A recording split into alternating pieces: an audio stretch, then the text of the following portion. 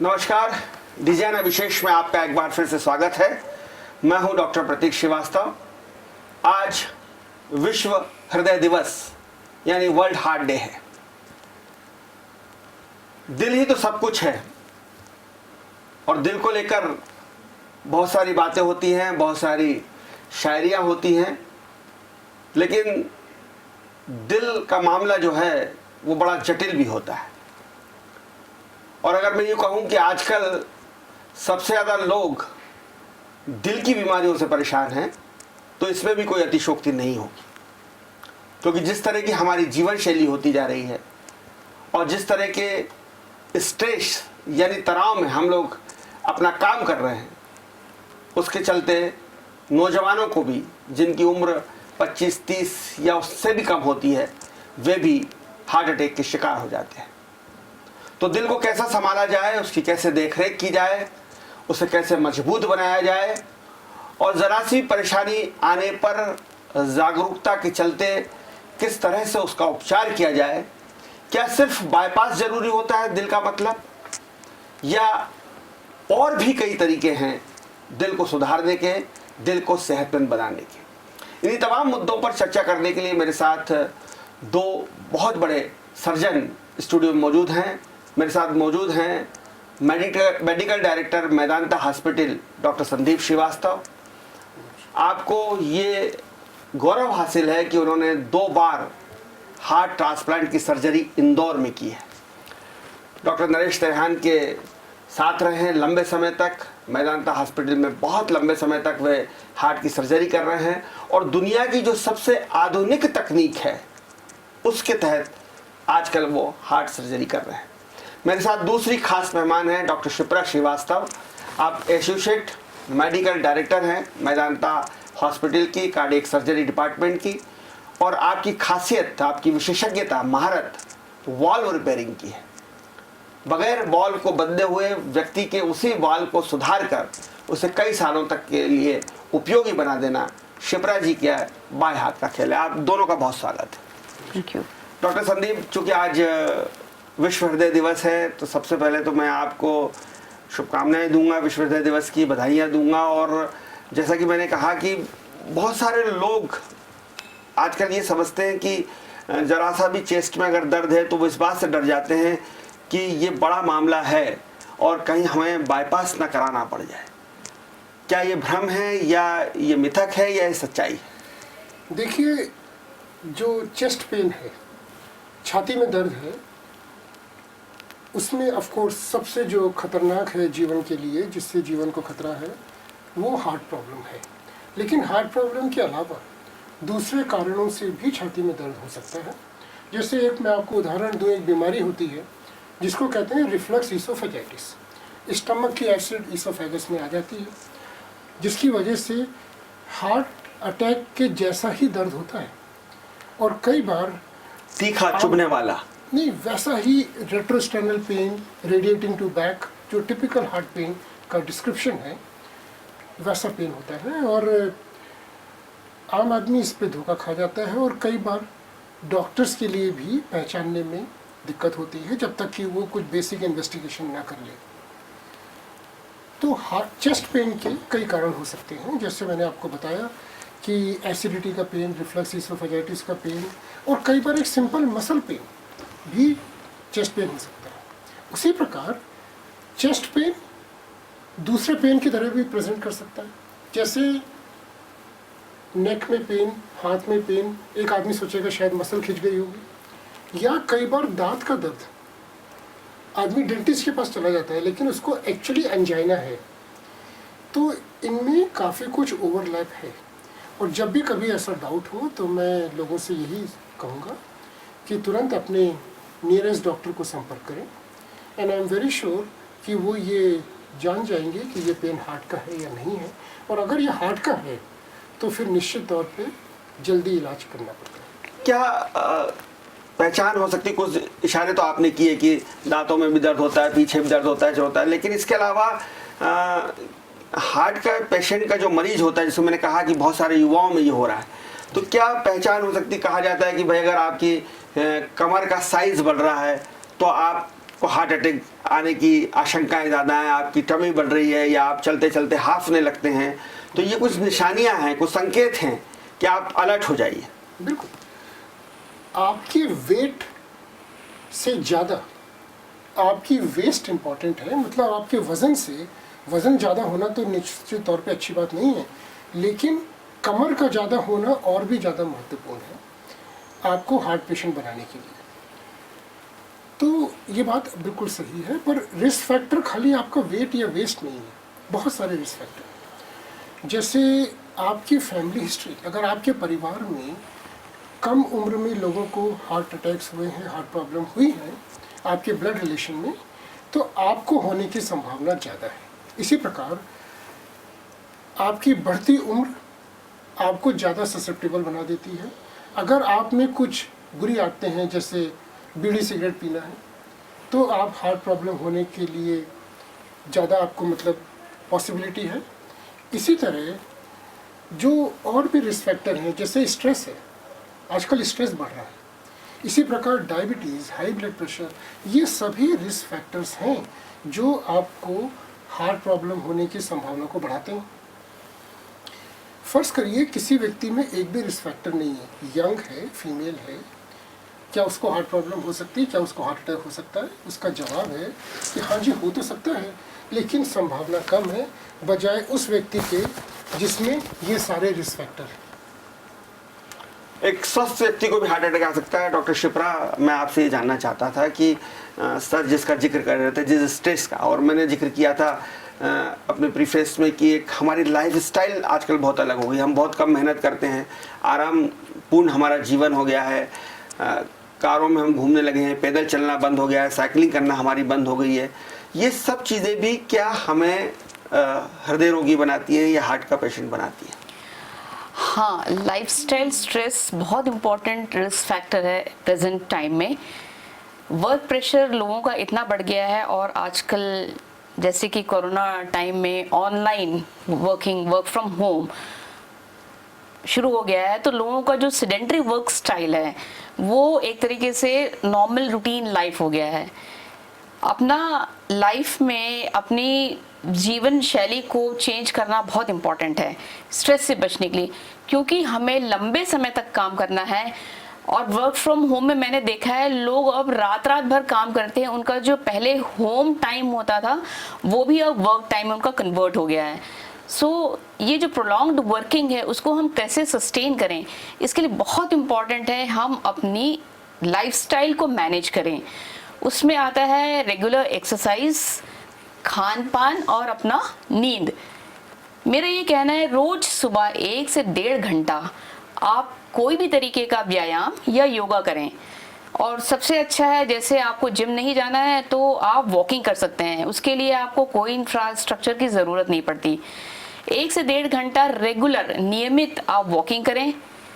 6 से 8 घंटे की नींद लेने की कोशिश करें, क्योंकि बहुत अनइंटरप्टेड स्लीप लेना भी चाहिए, जिससे अपने को स्ट्रेस लेवल कम हो जाता है।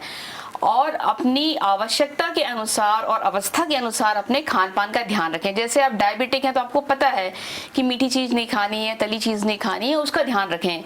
आपकी वेट यदि ज़्यादा है तो आपको बहुत ज़्यादा ऑयल नहीं खाना है या शुगर नहीं लेना है।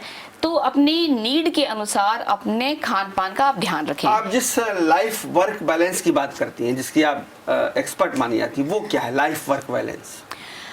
अपने प्रोफेशन और अपनी लाइफ, अपने परिवार दोनों को बराबर से लेके चलना। अब जैसे मैं फीमेल हूँ तो मुझे फैमिली भी देखना होता है, और मेरा वर्क प्रेशर भी बराबर मेरे कंटेम्प्रेरी मेल कार्डियक सर्जन के इक्विवेलेंट होता है।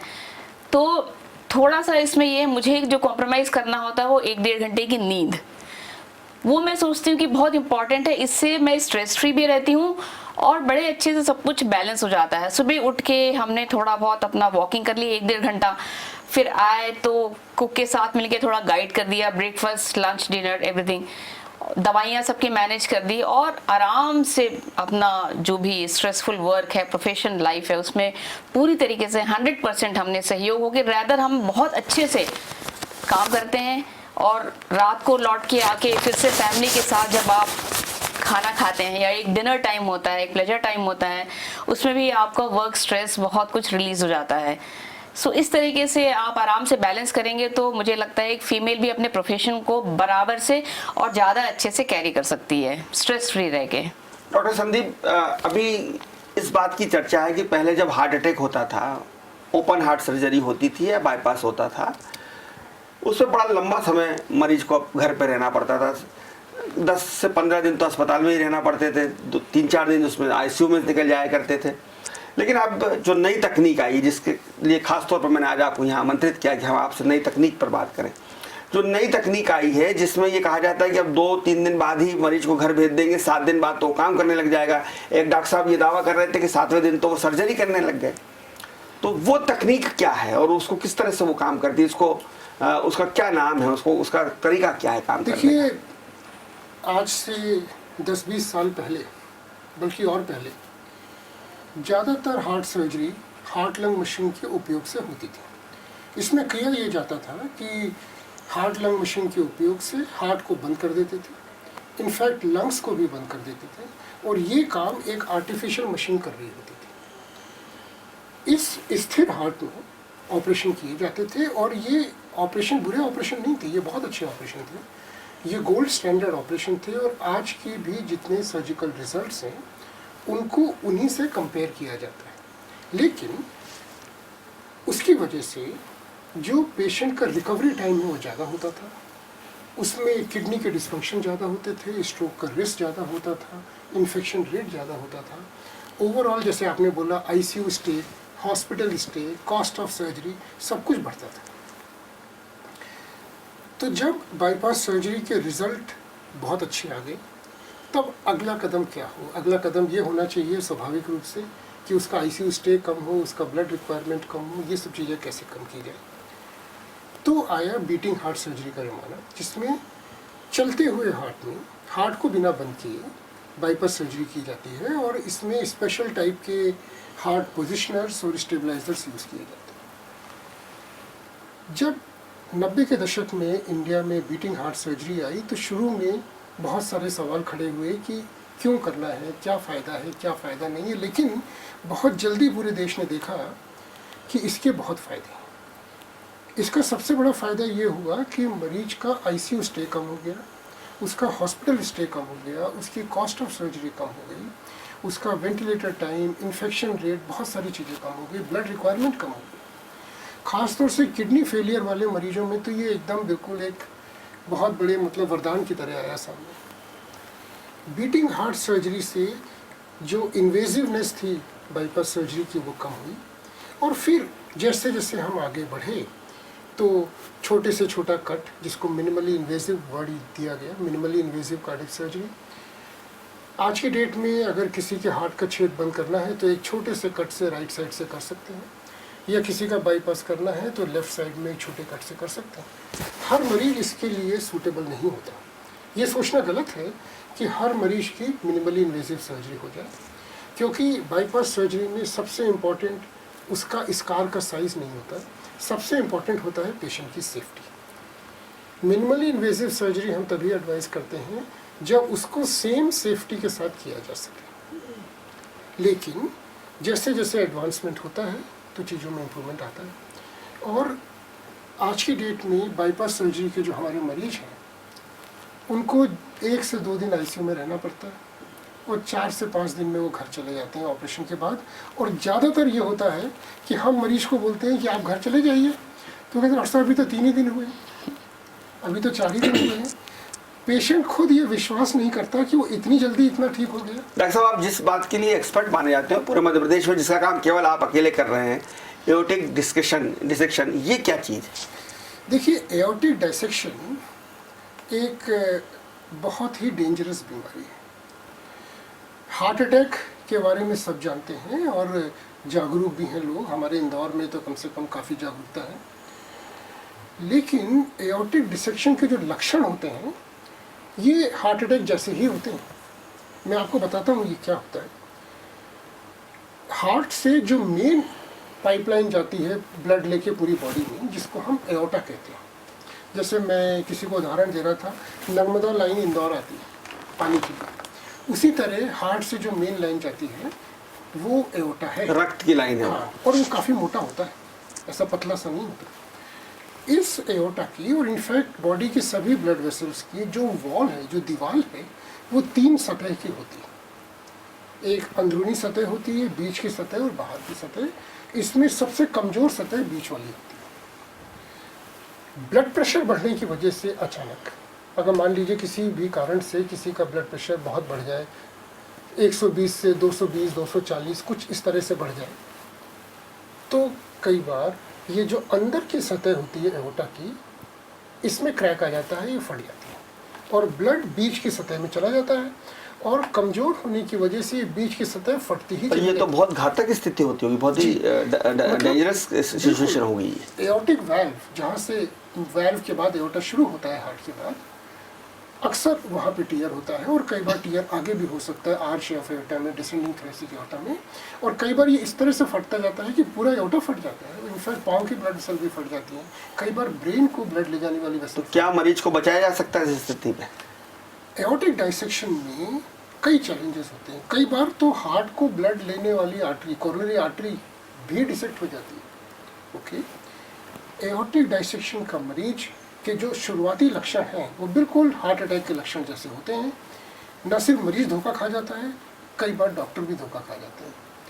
मैं आपको बताऊं, एओर्टिक डाइसेक्शन में जो मृत्यु दर है वो 1% पर आवर होती है। यानी अगर किसी को डिसेक्शन हुआ तो 24 घंटे में लगभग 1/4 मरीज मर जाते हैं।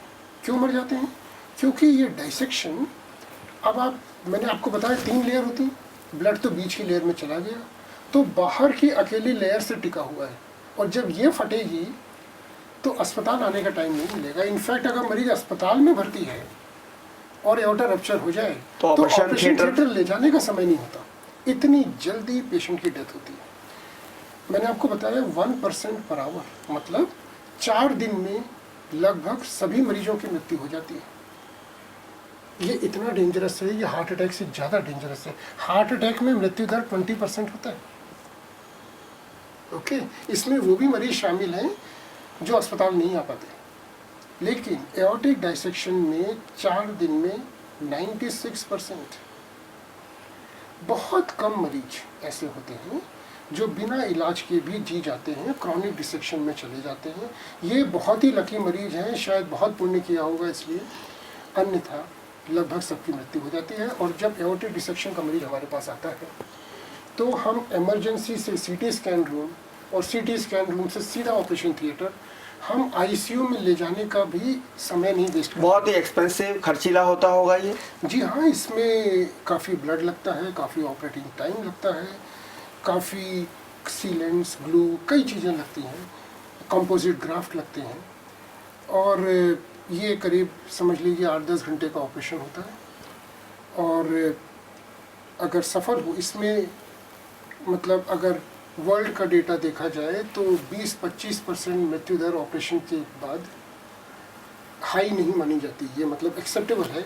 और खर्चा क्या आता है? वो बात अलग है कि हमारा सर्वाइवल रेट 90% से ज़्यादा है, लेकिन ये बीमारी ऐसी है कि इसमें ये बूस्ट करने वाली बात नहीं है, क्योंकि हर नया मरीज एक लाइफ एंड डेथ का चैलेंज लेके आता है। आपने बात की खर्चे की, इसमें ये समझ लीजिए कि लगभग 7 लाख से 10-11 लाख रुपए का खर्चा मरीज को आता है। लेकिन ये वर्थ है इसलिए क्योंकि अगर हम नहीं करें तो ये निश्चित है कि इनमें से ज़्यादातर मरीजों की डेथ हो जाएगी। और मैं आपको बताऊं, अगर मरीज हमारे पास शाम को 7 या 8 बजे आता है तो हम रात को ही उसका ऑपरेशन शुरू कर देते हैं, हम सवेरे का इंतज़ार नहीं करते, क्योंकि अगर हम 12 घंटे इंतज़ार करेंगे तो 12% मरीजों की डेथ होगी। ये इतना इमरजेंट है, और ये सर्जरी ऑफ कोर्स मेदांता में हम कर रहे हैं, और ईश्वर का आशीर्वाद है, बहुत मरीज बच के जा रहे हैं।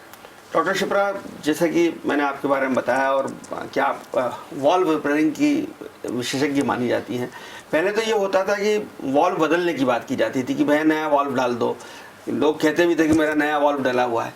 लेकिन अब आप जो तकनीक में काम करती हैं उसमें उसी वॉल्व को, पुराने वॉल्व को रिपेयर कर देती है। तो मेरा सवाल ये है कि नया वॉल्व डाल दिया जाए वो ज़्यादा बेहतर है, बहुत अच्छा काम करेगा, नई सीट डल गई, टायर खराब हो गया, हमने नया टायर कार में लगा दिया, अब उसी पुराने वाल्व को आप कितनी बार रिपेयर करेंगी? वो ज़्यादा बेहतर होता है पुराने वाल्व को रिपेयर करना या नया वाल्व डाल देना बेहतर होता है? देखिए, नेटिव वाल्व जो हम कहते हैं, भगवान का दिया हुआ वाल्व जो नेचुरल टिश्यू है, यदि हम उसको प्रिजर्व कर लें तो उससे बेहतर कोई भी चीज़ नहीं है। अब क्योंकि इसमें बहुत ज़्यादा स्किल चाहिए, बहुत ज़्यादा, इट्स वेरी टेक्निकली डिमांडिंग, तो हमें पूरा प्रिपरेशन करना होता है। मरीज के जो वाल्व की डिसीज़ है उसको सर्जरी के पहले हमें पूरा उसको एनालाइज करना होता है। स्पेशली मैं माइट्रल वाल्व की बात कर रही हूँ। पूरा एनालाइज करके उसके शैडोज़, उसके एकोग्राफिक पिक्चर देके हमें एक मेंटल पिक्चर बनाना होता है। प्लस ये भी देखना होता है कि कितने % हम इस वाल्व को हम बचा सकते हैं। अब आपका ये क्वेश्चन था कि वाल्व रिपेयर करने की क्या ज़रूरत है, हम उसको बदल सकते हैं नए वाल्व से। नया वाल्व 2 तरीके के होते हैं, एक तो मैकेनिकल होता है और दूसरा टिश्यू वाल्व होता है।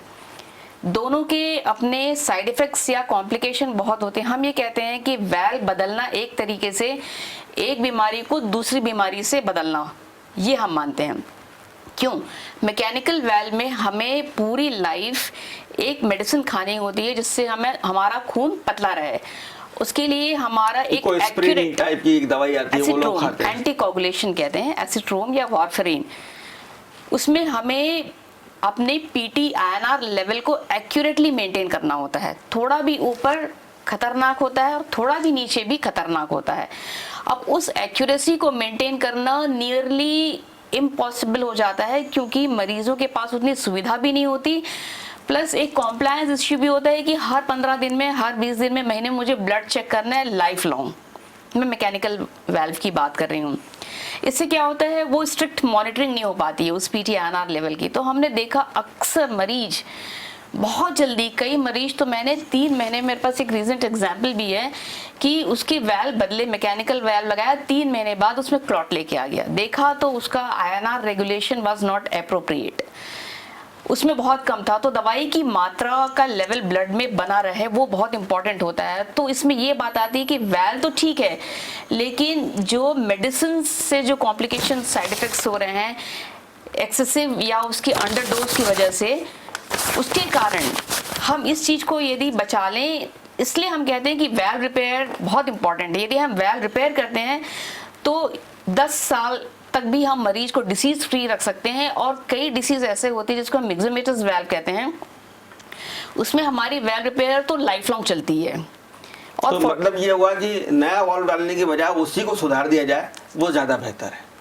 यदि आप कोशिश कर सकते हैं तो बहुत बेहतर। और टिश्यू वाल्व में क्या प्रॉब्लम होती है, टिश्यू वाल्व में ये होती है डीजनरेशन कहते हैं उसको, स्ट्रक्चरल वाल्व डीजनरेशन। उसमें जो एनिमल्स की वाल्व टिश्यू से हम वो आर्टिफिशियल वाल्व बनाते हैं, तो उसमें बहुत जल्दी कैल्सिफिकेशन और डीजनरेशन होता है। इसकी भी टाइम लिमिट डिफाइंड नहीं है, ये कभी भी हो सकता है, 3 महीने में, 3 साल में, 5 साल में। इसलिए बेहतर ये होता है कि जो एग्जिस्टिंग नेचुरल भगवान का दिया वाल्व है उसको रिपेयर करें और हम उनको एक long time disease free survival, एक क्वालिटी लाइफ दे सकें। और मिक्सोमेटस वाल्व में तो हम लाइफ लॉन्ग रिपेयर हमारी चलती है। और जो रोमैटिक वाल्व डिसीज है, संदीप से ये जानना चाहूँगा, क्योंकि समय इसकी इजाज़त नहीं दे रहा, जो नई टेक्नोलॉजी आई है उसमें टावी, टिवार और इवार, ये 3 नए शब्द हैं। ये मैं जानना चाहूँगा कि आप हमारे दर्शकों को बताएं और समझाएं कि ये वास्तव में ये क्या होते हैं।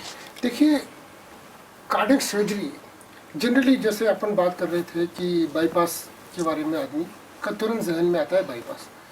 अभी हमने बात की एओर्टिक डिसेक्शन, तो ये काफ़ी बड़ी फील्ड है और इसमें एक बीमारी होती है जिसको कहते हैं एओर्टिक स्टेनोसिस।